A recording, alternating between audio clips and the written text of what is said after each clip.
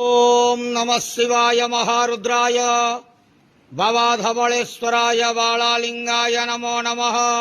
दीपं यदि परं ब्रह्मा दीपं यदि जनार्दनः दीपहरतु मे पापो पूजा दीप नमस्तुते।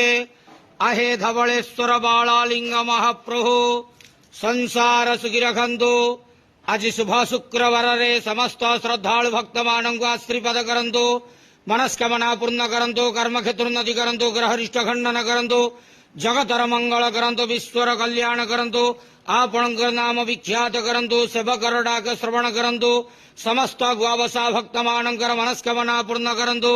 जो जो भक्त माने आपणक पाखरे मानसिक रखिछंती तांक मानसिक पूर्ण करंतु। बाबा धवलेश्वराय बालालिंगाय नमो नमः। संसार सुखी रखंतु। आनंद के वार हरि बोलो। आज शुभ शुक्रवार रे समस्त श्रद्धालु भक्त मानक आश्रीपद करंतु। आनंद के वार